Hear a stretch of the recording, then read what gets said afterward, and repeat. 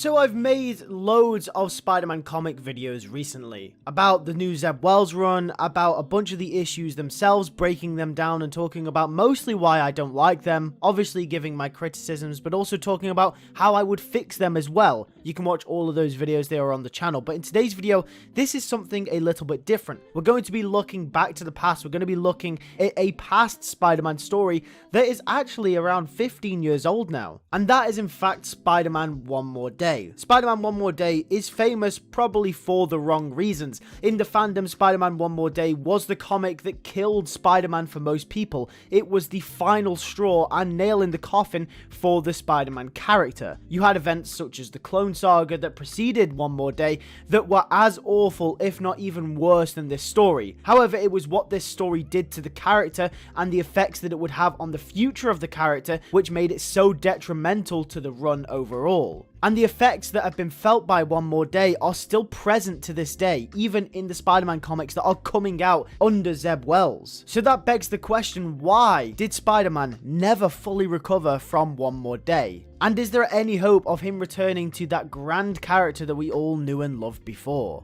Let's find out.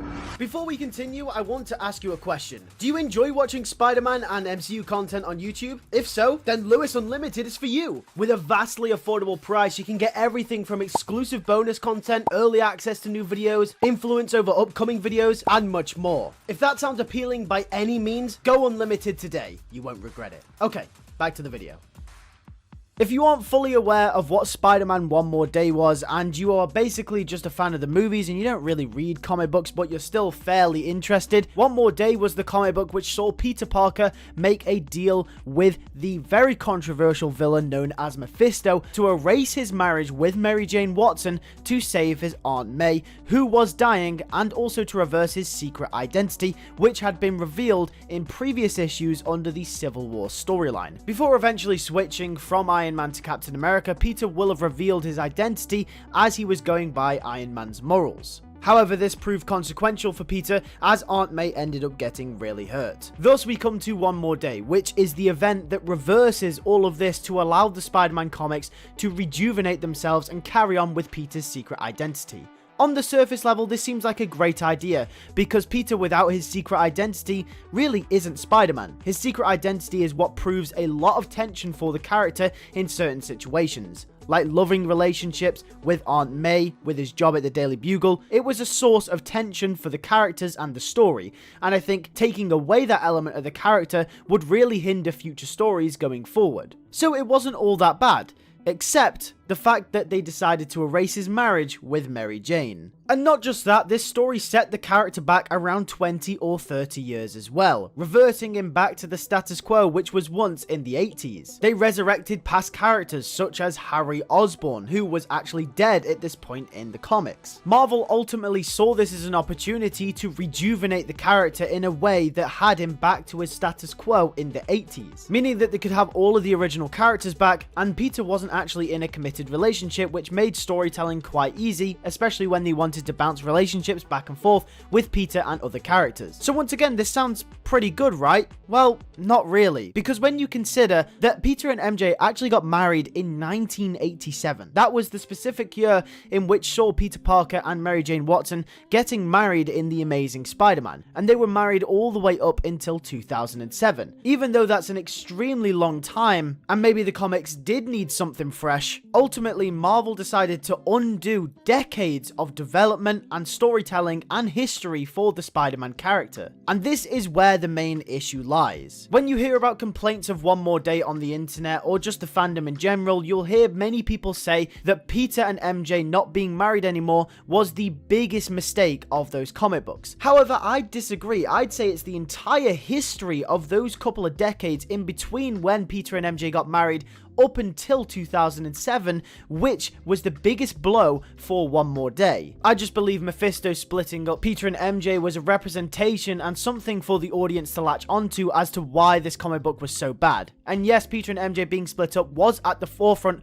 of all of these problems. However, I think that just taking away all of that development, taking away all of the history itself, does such a disservice to all of the writers, all of the team behind all of the stories that led up to 2007's One More Day. today. Because, you see, Spider-Man comics before 2007 were thriving, even through the Clone Saga event, which many sought to be as the worst Spider-Man comic event of all time, still had Peter Parker and Mary Jane stand the test of time. That relationship grew, that relationship had many stories, we saw them go through thick and thin, we saw them grow and experience many stories together. Peter Parker grew up with his early audience in the 1960s, which saw him go to college really early on in his run. His character went through life at a steady pace, a pace which regular readers of the comic could keep up with. However, when One More Day rolled around, Marvel saw this as an opportunity to revert back to the status quo. Which leads me to my second major issue. They didn't just undo all of the history which was attached to the marriage of MJ and Peter, but they also alienated their audience as well. The audience which had read comic books about Harry Osborn's death. They had read comic books about all of the stories that had happened in between the point at which they got married and up until One More Day, had just been thrown to the sidelines, because all of that, or at least most of that, was gone. Both of these issues that I have laid out in this video lead me directly and perfectly onto the issues that I have for the Spider-Man comics today. A massive issue with Peter's character in the modern Zeb Wells run of comics is that he always seems like he can never move on. And not only is this present in the Zeb Wells run, but this has been present ever since One More Day happened as well. They allow them to regrow their relationship, but then they split up again, but then they get back together again, but then they're split up again, and this just happens again and again and again. Yes, we got some very good stories sprinkled out in between, I'm not disputing that, because we got the likes of Superior Spider-Man, and Spider-Verse to some extent has become very influential, especially in the movie industry, so some good stories have actually come out of modern Spider-Man. However, no matter what, Peter is in constant limbo with his own character. Peter has been broke, marriageless, mostly jobless too,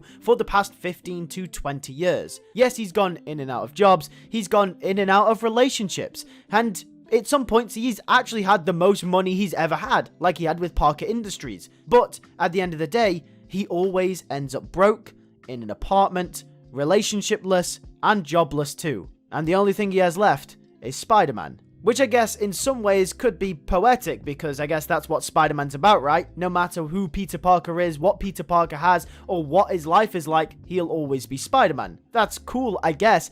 But the issue is that Peter Parker's character had grew throughout those years. And now, we are in constant limbo, like I mentioned, with Peter's character constantly ebbing and flowing out of jobs, out of relationships, and he just always ends up at the same point every single time. It feels like there is no character progression. It feels like his character is never moving forward. And when he does move forward, he always moves back. A good example of this is the Nick Spencer run. The Nick Spencer run sought out to fix MJ and Peter's relationship, meaning that they would be back together forever. They weren't even trying to be subtle about it either. The tagline for that comic book was "Back to Basics," which says to me that they're trying to get MJ and Peter back together just as they were in the 80s. However, cut to a year or two later with the Zeb Wells run, and we're right back at square one. MJ and Peter aren't even together, and we don't even know why. The reason is to be revealed in the new 5-part comic book arc, which is coming out in the next couple of months. However, if they are to provide a reason as to why they are not together anymore, I still think it's stupid that they split them up in the first place. Just let them be together and move on. But it's no secret that the Marvel editorials and people behind these comic books